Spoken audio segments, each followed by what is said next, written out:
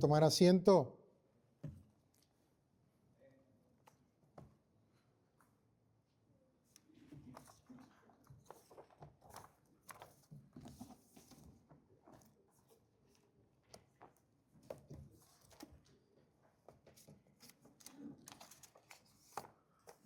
Está bien brillante aquí. Buenos días de nuevo. Esta semana que pasó tuve la oportunidad de visitar al médico.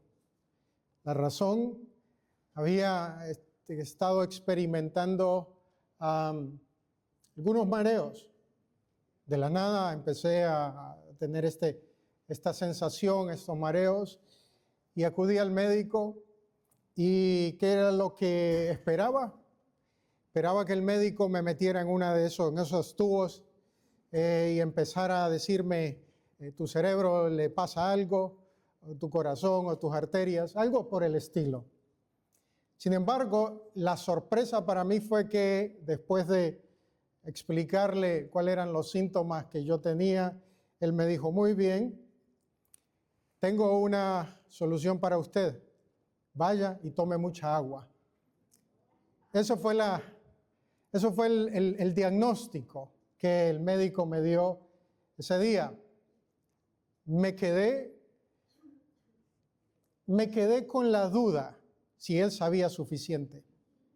Yo quería que me dijera, no, tenemos que en realidad hacer algo más profundo. Tenemos que analizar su sangre, tenemos que hacer una cosa extravagante, extraordinaria. Entonces, como todo incrédulo, me puse a ver en la computadora, a ver si era cierto. Y efectivamente, estaba deshidratado. Y eso es lo que encontramos muchas veces en la Biblia. Y yo les voy a invitar a que mantengan abierto en la carta a los Colosenses, en el capítulo 3, porque vamos a leer enseguida allí. ¿Qué era lo que sucedía con los creyentes colosenses? Los creyentes colosenses no podían aceptar un diagnóstico que el apóstol Pablo les había dado. ¿Qué no podían aceptar ellos? No podían aceptar que ya estaban completos en el Señor, que ya estaban completos en Cristo. Ellos no podían aceptar, ¿por qué? Porque tenían orgullo, el orgullo que prevalecía por sobre el diagnóstico del apóstol Pablo. ¿De dónde nace esto? Nace de la necesidad de querer ganar, de querer demostrar, de querer obtener el favor para con Dios. ¿Quiénes habían traído este diagnóstico errado en el caso de los falsos maestros tratando de impregnar a la iglesia de Colosas? Estos falsos maestros decían lo siguiente: ustedes, cristianos, necesitan a Cristo más ciertas regulaciones. Decían ellos, necesitan a Cristo más algún tipo de intermediación para con Dios. Decían, necesitan a Cristo más experiencias sensoriales. La razón es porque la carne siempre está dispuesta a creer que la gracia de Dios no es suficiente. Pero ese instinto, esa naturaleza propia que tenemos no se quedó en el siglo I con Colosenses. Ese instinto está aquí entre nosotros esta mañana. ¿En dónde está?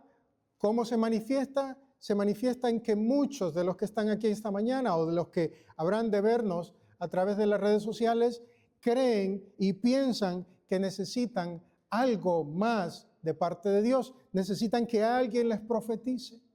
Necesitan que alguien les diga acerca de lo que Dios es. Necesitan una experiencia que pueda medir su espiritualidad. Necesitan sentir en medio de las alabanzas, en medio de las canciones, ese cosquilleo por sobre sus manos, sus pies. Dice, si la música eriza mi piel, entonces estamos bien. He sentido a Dios esta mañana.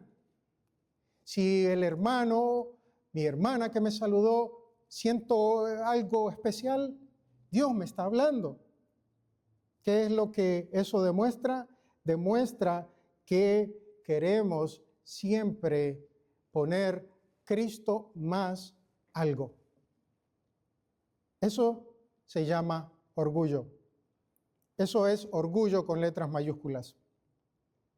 Pablo, en el capítulo 1 de Colosenses, comienza exaltando con una intensidad que no deja espacio para ningún añadido. Él empieza a hablar que Cristo es la imagen de Dios, que en Cristo está toda la potestad.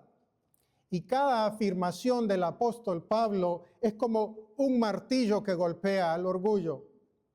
Cada afirmación del apóstol Pablo responde con una frase que debería cerrar todo debate sobre la suficiencia de Cristo.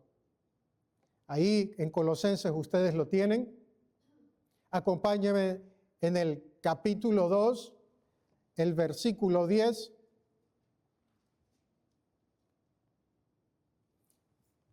Amén. Dice Colosenses 2:10, y vosotros estáis completos en Él. Dice, estáis completos, no casi completos. No dice, están en el proceso de llegar a ser completos. Dice, están completos en Él. ¿Cuándo? Ahora.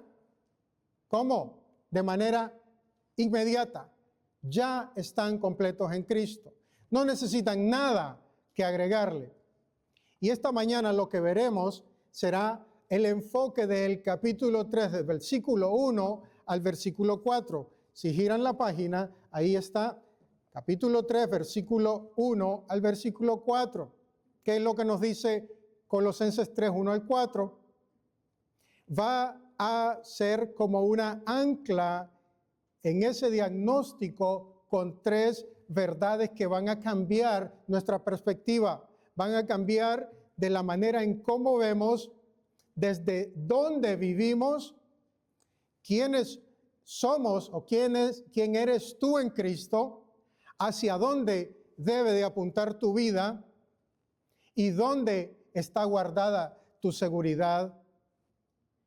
Colosenses 3 lo que nos viene a decir esta mañana es que todo es y está en Él. Todo en Él. Leamos Colosenses 3, 1 al versículo 4. Si pues habéis resucitado con Cristo, buscad las cosas de arriba, donde está Cristo sentado a la diestra de Dios. Poned la mira en las cosas de arriba, no en las de la tierra, porque habéis muerto y vuestra vida está escondida con Cristo en Dios. Cuando Cristo, vuestra vida, se manifieste, entonces vosotros también seréis manifestados con Él en gloria. Esta mañana hay una sola pregunta en el texto. Esa pregunta es la siguiente. Si Cristo ya lo es todo, ¿por qué seguimos viviendo como si nos faltara algo? ¿Por qué seguimos viviendo como si nos faltara algo? Y Pablo lo responde con esas tres verdades que van a cambiar todo. Con una identidad que no se gana, con una dirección que no se negocia y con una seguridad que nadie puede tocar. Versículo 1, si lo ven en la primera parte del versículo, dice, sí, pues, habéis resucitado con Cristo. En esta entrada de este versículo vemos que Pablo comienza con una declaración que no admite medias tintas, no admite términos medios. Ese sí del versículo 1, tal y como comienza el apóstol Pablo, ese sí en el original no expresa duda, no es como, ¿y si, qué tal si llueve hoy? ¿Qué tal si cae nieve hoy? ¿Qué tal si tengo que comer? No, no es ese tipo de sí, es una afirmación, algo que no expresa y deja lugar a la duda. Lo que Pablo está diciendo en otras palabras y se lee en otras traducciones de esta manera, puesto que habéis resucitado con Cristo. Eso es lo que nos está diciendo. Nos está diciendo que es un hecho consumado. No hay terreno intermedio.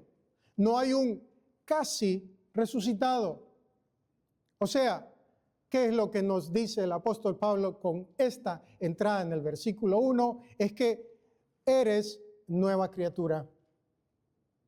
Ya eres resucitado. Ya eres nuevo. ¿Qué es lo que en realidad importa? Lo que importa aquí es que hemos sido nuevas criaturas, de muerto a resucitado. Presten atención al texto. Dice, nos manda o indica el apóstol Pablo que habéis resucitado. No utiliza la inversa, no utiliza el muerto y resucitado. Le dice a los cristianos en Colosas, ustedes están resucitados. Ese verbo que utiliza el apóstol Pablo para hablar del que resucitado se puede entender de la siguiente manera. Se puede entender como co-resucitado o co-resucitar con Jesucristo. ¿No es esto extremadamente importante para nosotros en esta mañana? Y para todo aquel que entienda que ya ha sido resucitado con Cristo, que el cristiano fue resucitado, fue objeto. El cristiano no hizo algo para resucitarse, está en pasivo, él fue el objeto de la acción. No fue el cristiano que hizo algo, no fue el creyente que llevó a cabo su propia resurrección. No contribuyó con absolutamente nada. Simplemente Dios lo resucitó. Hay un ejemplo que seguramente ustedes lo han leído en la Escritura. El ejemplo de Lázaro. Habían pasado 4 días que murió, estaba muerto. Su cuerpo, dice Juan, que ya estaba descompuesto. Sus hermanas decían, no, maestro, porque huele ya o hiede ya. Estaba en descomposición. 4 días habían pasado sin nada que aportarle. ¿Qué podía hacer Lázaro? No podía hacer absolutamente nada. Estaba muerto. ¿Y qué fue lo que Jesús hizo? Jesús habló y Lázaro vivió. ¿No es eso impactante para nosotros en esta mañana? El hecho de saber que no podemos hacer nada, que no hicimos nada, que Dios ha hecho todo, así como lo hizo con Lázaro. ¿Qué es lo que hizo con nosotros? Dice la Escritura que nosotros estábamos muertos en delitos y pecados, incapaces de contribuir en nada en nuestra salvación. Pero asimismo dice que Dios, siendo rico en misericordia, nos resucitó juntamente con Cristo. No es que nos dejó casi vivos, no es como está medio vivo, medio muerto, y ahora yo necesito hacer algo para vivir un poquito más. No es un proceso, hermanos. Es una declaración. Vivo, completamente vivo, sellado. Entonces el apóstol Pablo añade la otra cara en el mismo versículo. Dice, habéis resucitado con Cristo, buscad las cosas de arriba. Pero más adelante dice, porque habéis muerto. Está en tiempo pasado. Versículo 3 dice, porque habéis muerto. Nuevamente, está en tiempo pasado. ¿Cuál es la acción que nos está indicando el apóstol Pablo en este versículo? Es una acción completada. No es medio muerto, no es 3/4 muerto, 1/4 vivo. No es como la carne cuando usted se la come en el grill.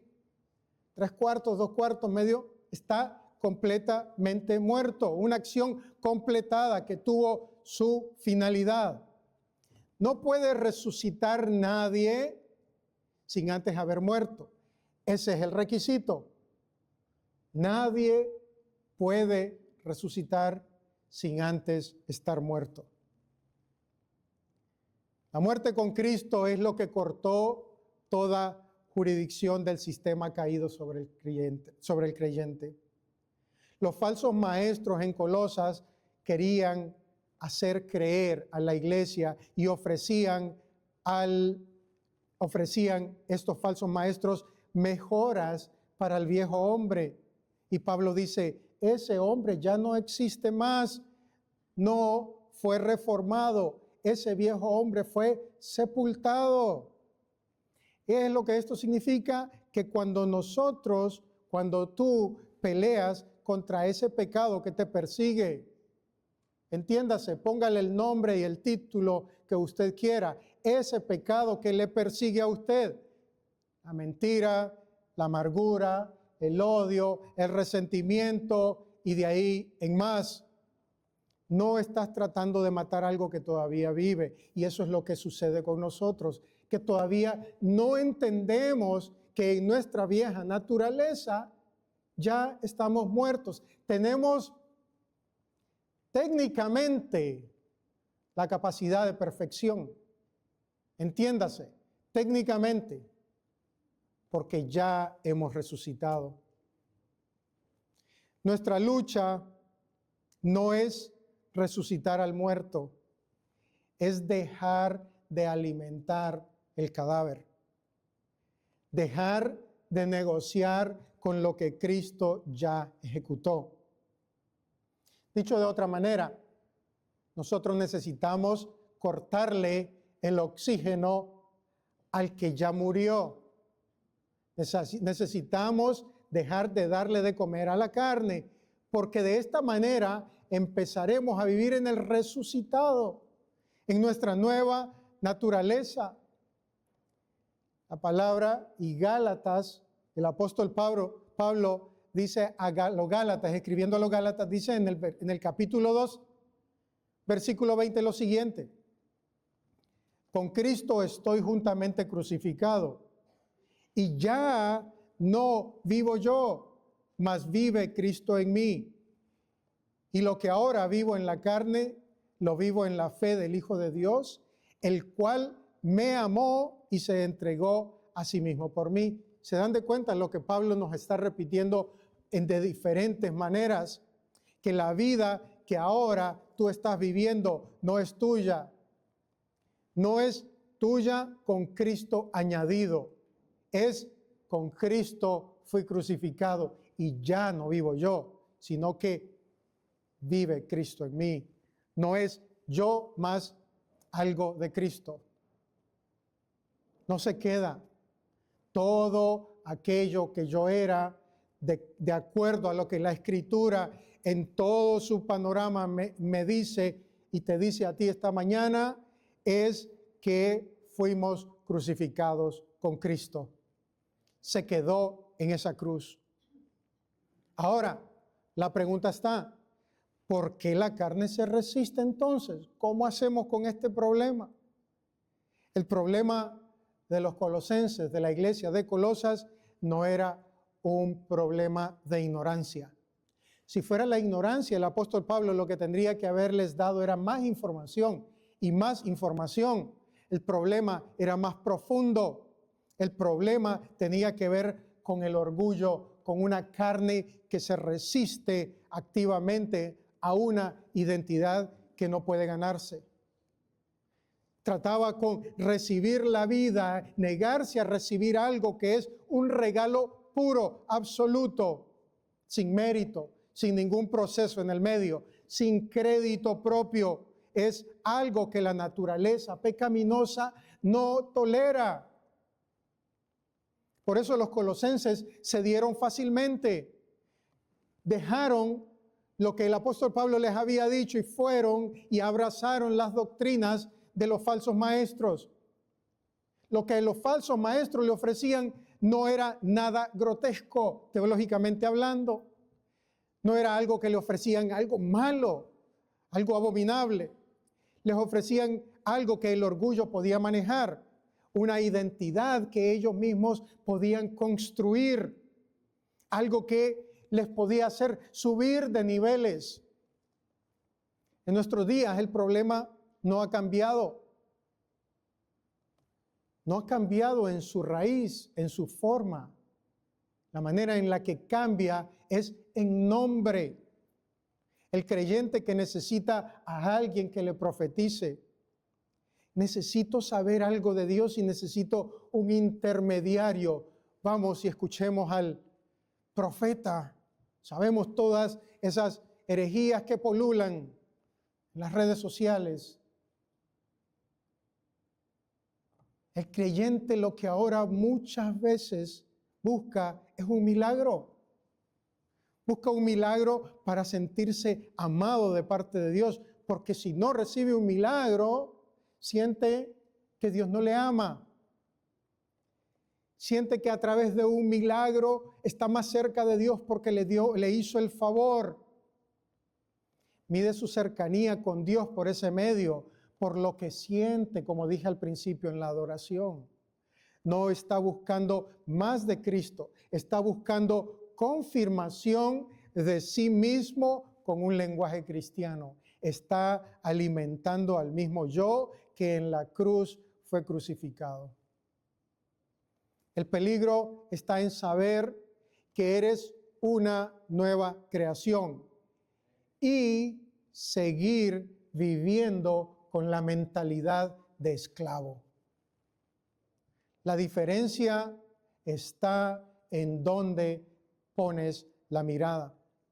Por eso el apóstol Pablo no se queda simplemente aquí. El apóstol Pablo no te deja con la seguridad, la certeza y el repetirte de que tienes una identidad nueva. No, el apóstol Pablo lo que hace en estos 4 versículos y el siguiente punto sería que te da una dirección hacia dónde ir. Espera, ya eres una nueva persona. Entiende que ya fuiste crucificado. Entiende que ya moriste.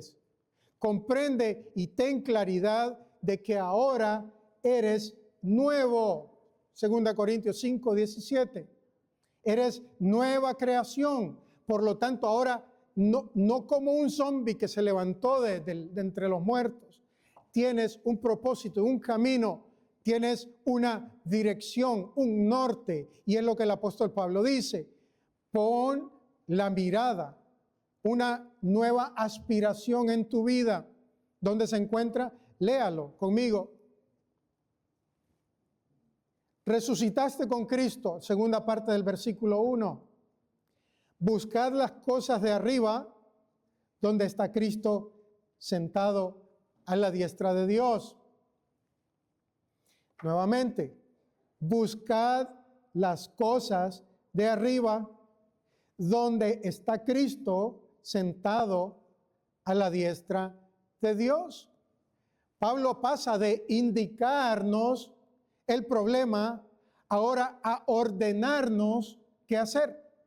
Pasa del indicativo al imperativo. No es que la nueva vida produce obediencia de forma automática. Los colosenses eran personas resucitadas. Pero estos nuevos resucitados estaban con el peligro de vivir bajo los preceptos carnales de los herejes. Por eso Pablo les tiene que exhortar de esa manera. Decirles, la persona resucitada con Cristo ha entrado en una forma radicalmente nueva de vivir, pero necesita vivir con una consecuencia, necesita tener un motivo y ese motivo es Cristo. Dos verbos, dos dimensiones. Pablo dice, buscad. No es hallar, no se trata de buscar, estar de forma simplemente como cuando uno busca la llave que se le perdió. Ya la encontré, la pongo en el bolsillo y me olvido más. Pablo lo que está diciendo es, estad continuamente buscando. No es como hallar el tesoro, el de los piratas, que si una vez se encuentra, ya está, se acabó la búsqueda. Sino se trata de perseverar constantemente. Es la orientación habitual de la vida. La segunda parte dice el apóstol Pablo. Así que busca y pon la mirada. No es un pensamiento. Se trata de la cosmovisión formada. La disposición interior desde la que se interpreta toda realidad. Es decir, que una vez que pones tu mirada en algo y la fijas, toda tu vida girará con la disposición de tu corazón de perseguir eso que has buscado y encontrado. Hay una diferencia entre girar el volante como cuando usted está manejando y cambiar hacia donde apuntan los ojos. Creo que todos lo experimentamos. Una intersección, se gira el volante del vehículo a la derecha y miramos hacia la izquierda y puede arrancar el vehículo. Podemos o puede girar el volante de tu vida, modificar conductas, ajustar hábitos, aparecer en los lugares correctos sin haber cambiado en absoluto hacia donde miras. En otras palabras, estar aquí esta mañana, pero no venir aquí porque estás buscando las cosas de arriba. Pablo lo sabe, por eso no se conforma. Y Pablo dice, busca, pon la mirada, pon tu mira, que es la orientación total de la mente, de los afectos, la disposición desde la que interpretas cada cosa que te pasa. El hombre en Adán percibe la realidad desde el yo. ¿Qué gano yo? ¿Qué pierdo yo? ¿Qué me acredita? ¿Qué me beneficia? El resucitado la percibe desde Cristo. ¿Qué es verdad? ¿Qué es eterno? ¿Qué glorifica a Dios? Ese cambio de percepción no ocurre de una vez. Se forma con saturación de la palabra de Dios, de una convivencia en la comunidad de la fe, en la iglesia. Se forma desde la adoración, de una expresión, nace hacia Dios. Las cosas de arriba, Pablo dice, Pablo no dice, busquen el cielo, cosa que a veces nosotros entendemos de esta manera, que venimos a la iglesia, adoramos a Dios, cantamos a Dios y buscamos el cielo. Ese es el final del creyente. Pablo dice, busquen las cosas de arriba donde está Cristo, donde Cristo está. La frase no termina en busquen el cielo, busquen arriba, termina en Cristo. No es una dirección más en un mapa, se trata de un rostro. Pablo dice, busquen en el cielo, porque ¿quién está en el cielo? Cristo está en el cielo. No porque, cosa que yo respeto mucho, pero hay muchos dichos por ahí en las iglesias que ponen más énfasis en las calles de oro en el cielo, en el mar de cristal en el cielo. Ya no habrá dolor, no habrá tristeza, no habrá. Todo eso es cierto y nosotros lo recibimos por gracia. Es el beneficio Pero dice Pablo, busquen las cosas de arriba porque Cristo está allá arriba. Es el rostro que debemos de seguir. Juan, el evangelista, en el capítulo 6, dice, ahí está el relato de una multitud que siguió al Señor, comieron pan, comieron pescado, vieron un milagro, y Jesús le dice, después que ellos volvieron por otro milagro, ustedes me buscan no porque han visto las señales, sino porque comieron pan y se saciaron. Lo buscaban por lo que daban, no por quién era Él. Cuando Pablo habló del costo real de seguirlo, muchos lo que hicieron se fueron.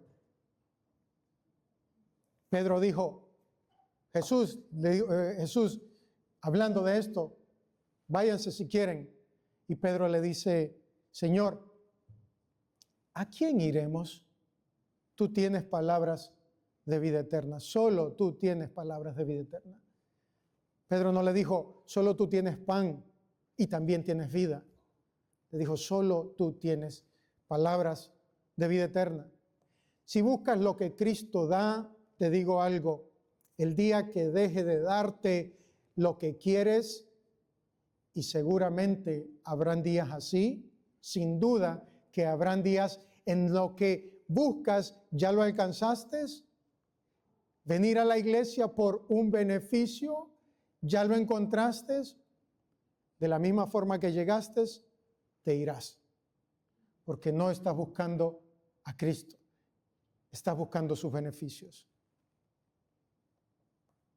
Pero si buscas su rostro, cuando todo lo demás falle, cuando todo lo demás, incluyéndome, te fallemos, aún lo tendrás a Él. Y Él es suficiente. ¿Qué son estas cosas? Pablo habla acerca y sigue abordando el tema y dice que no debemos de buscar las cosas que están en la tierra. Añade una negación. Versículo 2. Poner la mira en las cosas de arriba, no en las de la tierra. Añade dos cosas diferentes. El cielo, la tierra. Pongan la mirada allá, no aquí. Es la otra cara de la moneda, podríamos decir. Pablo de ninguna manera está promoviendo el desprecio de las cosas materiales. De hecho, ese error acerca de las cosas materiales lo aborda en el capítulo 2. Las cosas de la tierra son los valores del sistema caído. Aquí en el versículo 2, capítulo 3, está hablando directamente de un sistema caído. Todo lo que el yo puede construir, controlar, exhibir para acreditarse algo. La dinámica de la vida cristiana no es vaciar la mano de cosas malas, es todo lo opuesto, es llenar mis manos de Cristo hasta que las demás cosas que tengo en mis manos pierdan peso y vayan cayendo una por una. Jesús lo describió en Mateo 13, en el versículo 44. El hombre que encuentra el tesoro escondido no hace un esfuerzo por soltar lo que tiene. ¿Qué fue lo que hizo ese hombre? Fue y vendió todo y lo hizo llorando. No, lo hizo con alegría porque había encontrado algo de mayor valor para él, de manera que podía despojarse completamente de todo lo que tenía, porque había encontrado algo, un tesoro mayor. Lo encontró y admite o no admite comparación. Por eso es que es capaz de dejar todo lo que tiene en la mano. Y eso es lo que Pablo nos está diciendo. No se trata de los valores de esta tierra. No se trata de lo que este mundo nos ofrece. Se trata de comenzar a llenarnos de Cristo para que todo lo demás comience a caer. Así es que funciona el Evangelio. No reforma el yo, lo desplaza con Cristo. Cristo sentado en la altura es la postura que nos dice todo. Véanlo allí en el versículo 1, en la segunda parte. Donde está Cristo sentado a la diestra de Dios. Pablo ubica la búsqueda en un lugar específico, donde está Cristo sentado. Donde está a la diestra de Dios. No es un dato geográfico, es un argumento teológico. Y esto viene no tenemos que remontarnos al Antiguo Testamento.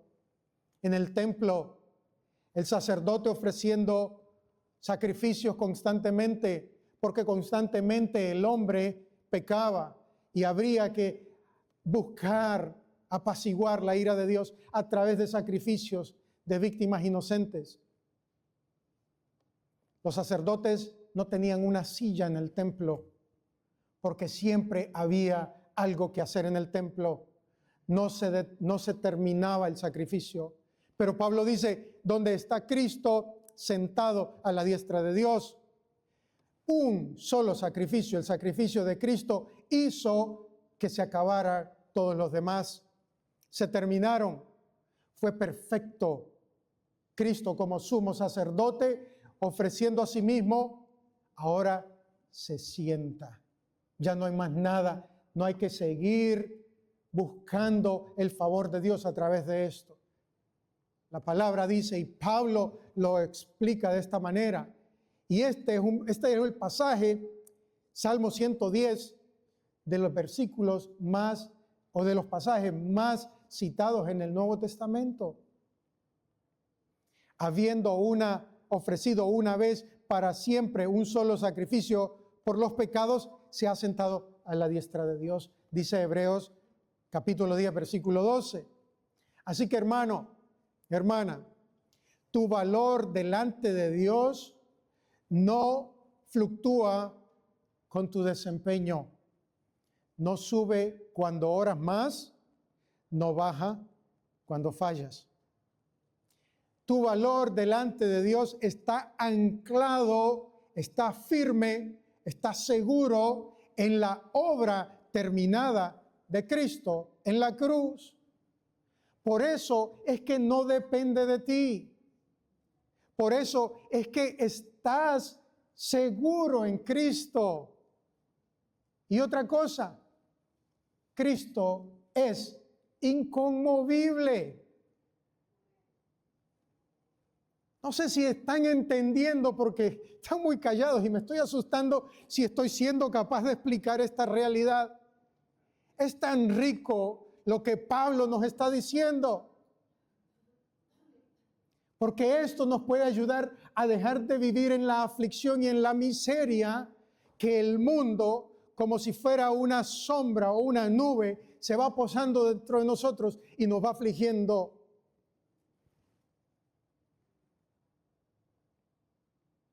¿Cómo se sostiene? ¿Cómo vive alguien con la mente puesta en Cristo de manera real y verdadera, duradera?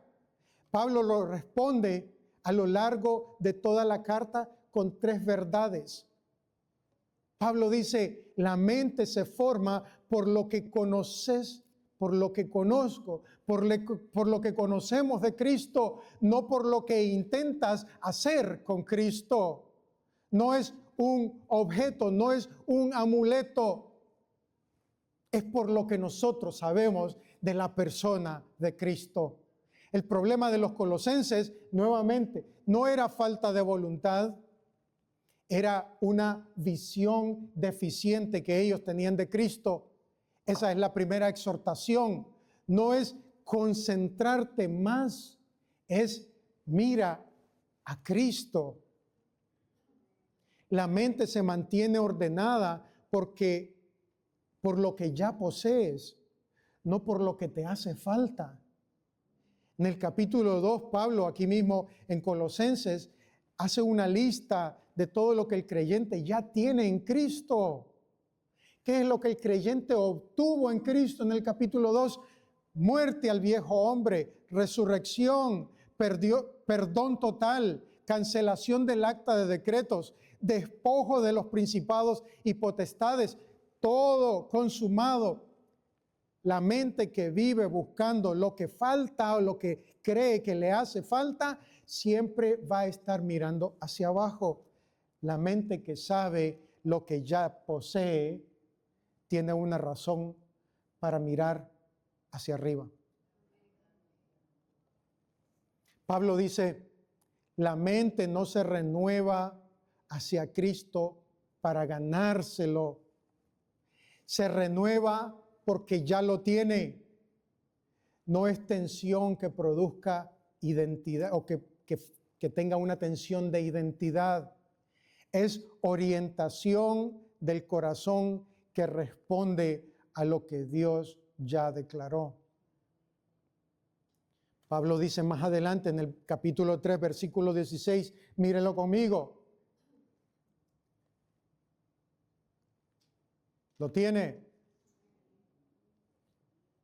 Pablo dice, la palabra de Cristo more en abundancia en vosotros, exhortándoos, enseñándoos y exhortándoos unos a otros en toda sabiduría, cantando con gracia en vuestros corazones al Señor, con salmos e himnos y cánticos espirituales. La identidad está dada, está clara. Hermanos, nosotros nos necesitamos unos a otros. Aunque no sea muy agradable el hermano que tiene, pero es el hermano por el que Cristo murió. No todos son tan buenos para caerle bien como el hermano Raúl nos cae bien a todos. Usted me necesita a mí, aunque sea para que yo sea una piedra en su zapato. Y yo lo necesito a usted. Por eso Pablo dice que si la palabra de Dios mora en abundancia en nosotros, nos vamos a enseñar unos a otros, nos vamos a exhortar unos a otros. Y en esto vamos a ir formándonos porque nuestra mirada va a estar hacia arriba. No somos llaneros solitarios en el cristianismo. Necesitamos vivir en la comunidad de la iglesia. Es parte de nuestra identidad. La identidad se nos dio, la dirección está clara, pero queda una pregunta honesta todavía que responder. Entonces, ¿por qué todavía no lo siento del todo? Y es válida la pregunta. Porque hay una diferencia entre el veredicto y la experiencia. Hermano, hermana, ya tienes el veredicto legal de parte de Dios. ¿Cuál es ese?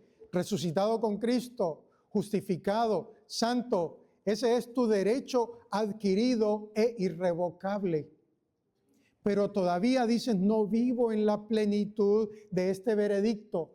¿Por qué? Porque aún no ha llegado el día final para ti, para mí.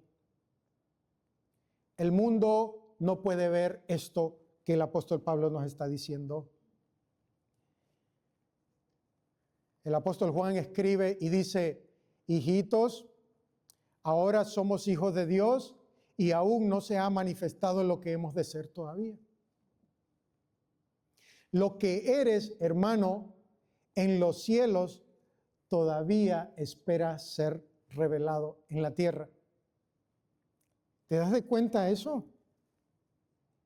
Que ya delante de Dios, Dios te ve a ti como ve a Cristo. Te ve a ti y no ve tus pecados. No ve todos los días que fallas, todos los días que ofendemos su santidad. No te ve a ti cometiendo el pecado con el que luchas. Te ve a ti en Cristo. Te ve a Carlos, ve a Rommel, ve a todos ustedes y ve a Cristo. Ese es motivo de alabar y glorificar y de caer de rodillas y romper nuestro corazón y decirle gracias porque yo no lo merezco. Porque es por tu gracia. Es porque me amaste cuando yo era tu enemigo. Esa es la seguridad que nosotros tenemos. Es la seguridad que todavía está escondida porque no la podemos entender, pero que va a ser manifestada un día en gloria. Versículos 3. Vuestra vida, segunda parte, está escondida con Cristo en Dios. Cuando Cristo, vuestra vida, se manifieste, entonces vosotros también seréis manifestados con Él en gloria, escondida, está custodiada y es invisible todavía para nosotros. Y Pablo elige una palabra que por ahí podría malentenderse. ¿Está escondida? ¿No describe algo frágil? Eso que está escondida, como cuando la abuelita tenía un jarrón muy caro y lo guardaba. Los muchachos no se acercan a la esquina porque me rompen el jarrón, cuidadito, frágil. No es eso lo que Pablo está describiendo, no hay que malentenderlo.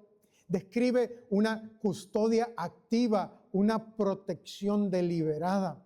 Tu vida no está escondida porque sea débil, está escondida porque es tan valiosa que Dios mismo la custodia. Y esto no pasó solo cuando creíste, esto está pasando en este preciso momento. No la guardó en el pasado, la guarda en este momento. Tiempo presente, ahora, acción continua. Mientras el mundo te golpea, mientras las circunstancias te sacuden, tu vida verdadera está siendo protegida activamente por Dios en Cristo. Es como si tuvieras una doble capa de seguridad. En Cristo, por Dios en Cristo. ¿Quién puede acceder a ese lugar? ¿Quién puede entrar y dañarte? Miren el ejemplo de Job. Lo que Dios guarda, ¿quién lo puede tocar? Hermanos, no obedecemos para mantenernos en las manos de Cristo. Obedecemos, buscamos obedecer porque ya estás ahí. Y esa es la certeza, ese es el motor poderoso de la obediencia. Busco obedecer a Cristo porque ya estoy en Él. Cristo, vuestra vida, la frase más densa, ya estás en Cristo. Piénsalo de esta manera: si Él es tu vida, no solo una parte de ella, entonces añadirle algo como condición para ser aceptado es no creer en lo que Él ya dijo que es. Es insinuar, es dudar y es pensar que Cristo no es suficiente, debo yo todavía de hacer algo. Y eso es exactamente lo que hacemos sin darnos de cuenta. Cristo te salvó, pero necesitas un ayuno intenso para realmente ser espiritual. Cristo te justificó, pero necesitas la experiencia mística de estar más cerca de Dios, de temblar y de sentir escalofríos que te recorren por la nuca para abajo. Cristo murió por ti, pero necesitas dominar estas disciplinas para finalmente agradarle. No, escucha bien, la oración es vital. El ayuno tiene propósito. Las disciplinas espirituales son medios de gracia que Dios usa para formarnos. Pero hay una diferencia abismal entre practicarlas desde tu aceptación en Cristo y practicarlas para lograr tu aceptación en Cristo. ¿Me entendieron? No es lo mismo practicarlas porque yo ya soy acepto en Cristo y hacerlas para que Cristo me acepte. Una cosa es orar porque ya eres hijo y quieres comunión con tu Padre. Otra muy distinta es orar porque sientes que sin esa cantidad de minutos de oración, Dios no está complacido contigo.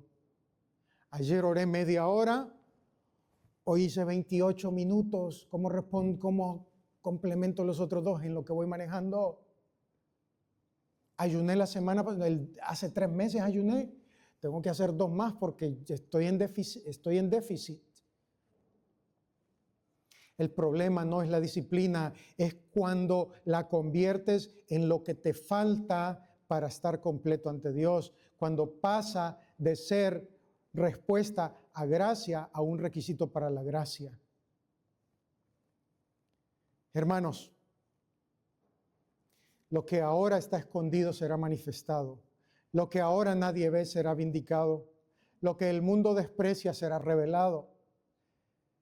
Los sufrimientos del tiempo presente, dice el apóstol Pablo, no son comparables con la gloria que vendrá. No debemos vivir para impresionar a nadie. Estamos viviendo desde un veredicto ya emitido, esperando el día en que lo visible se vuelva innegable. La pregunta que Pablo deja no se responde aquí, adentro, dentro de este lugar. La pregunta que el apóstol Pablo deja para nosotros se responde mañana, cuando salgas a vivir y a enfrentar el mundo. ¿Hacia dónde apunta tu vida cuando nadie te está mirando? Todo en Él, todo en Cristo. Ese fue el título de este sermón. Ese no es simplemente el título del sermón, es lo que Pablo nos está diciendo. Todo en Él. Es el patrón que Pablo estuvo tejiendo ladrillo tras ladrillo a lo largo de toda la carta. Cada vez que un falso maestro sugería que hacía algo para ser acepto delante de Cristo, Pablo levantaba un ladrillo, empezaba a construir una pared de suficiencia en Cristo que no deja ninguna grieta por donde entre un añadido. Así que cuando llega a este capítulo 3, versículo 1 en adelante, no está añadiendo una nueva verdad, está poniendo la última piedra y diciendo, ¿lo vieron? ¿Estuvieron presentes? ¿Leyeron el capítulo 1, 2? ¿Vieron que aquí está todo? Siempre fue todo en Él. Y yo quiero que hagamos un ejercicio. Estoy culminando y quiero que me acompañen en este ejercicio. ¿Tienen su Biblia o su dispositivo? Yo espero que digan amén. Exacto, amén. Cuenten conmigo, por favor. Vamos a ver la cantidad de veces que el apóstol Pablo habla o hace mención o hace una referencia a Cristo, comenzando desde el capítulo 1, versículo 15, 1 al 15. Voy a ir bien rápido, así que sigan el movimiento, por favor. 1:15. Él es la imagen del Dios invisible. Versículo 16. Porque en Él fueron creadas todas las cosas. Final del versículo 16. Todo fue creado por medio de Él y para Él. 17. Y Él es antes de todas las cosas. Y todas las cosas en Él subsisten. 18. Y Él es la cabeza del cuerpo. Más adelante del 18. El que es el principio. 19. Por cuanto agradó al Padre que en Él habitase toda plenitud. Versículo 20. Por medio de Él reconciliar todas las cosas. Versículo 22 al final. Y presentaros santos y sin mancha, irreprensibles delante de Él. Versículo 29. Luchando según la potencia de Él, la cual actúa poderosamente en mí. Capítulo 2, versículo 6. Andad en Él. Versículo 7. Sobreedificados en Él. Versículo 11, versículo 10. Todos estáis completos en Él. 11. En Él también fuisteis circuncidados. 12. En Él, en el bautismo, con Él mediante la fe. El 13. Sigue y sigue. Hermanos, se dan de cuenta que todo es en Él. Sin Él no hay nada. Sin Él todo lo que hay es un vacío. Y si estamos en el vacío, viviremos en la miseria en nuestra vida. Todo es en Él. No hay resurrección sin el resucitado. No hay nueva dirección sin el que pone el norte. No hay seguridad sin el que guarda. No hay gloria sin el glorificado. Todo viene en Él, todo descansa en Él, todo comienza en Él. No me alcanza el tiempo, pero hay un himno muy lindo que lo recomiendo que lo puedan buscar en sus casas. Solo voy a leer una primera parte. Dice, hay un Señor, mi Redentor y roca, gran tesoro de mi corazón, mi Dios como tú no hay otro, solo en ti hay gozo y salvación. Tu amor es más alto que los cielos, tu gracia más honda que el mar. La única, y sigue el himno, la única pregunta que queda no se responde aquí dentro, hermanos, se responde mañana cuando salgas a vivir. La pregunta es, ¿vivirás como alguien que su vida está escondida en Cristo, con Cristo en Dios? Oremos. Te agradecemos, Señor, porque eres bueno y porque nos has dado a Cristo, porque en Él es que estamos completos. Todo es de Él y para Él. A Él sea la gloria. Y te pido que seas tú ministrando a tu pueblo, a mis hermanos, y que nos ilumines con tu gracia, que nos dé de tu Espíritu Santo para caminar día con día, agradándote en todo hasta el día en que tú nos lleves de este lugar. En el nombre de Jesús.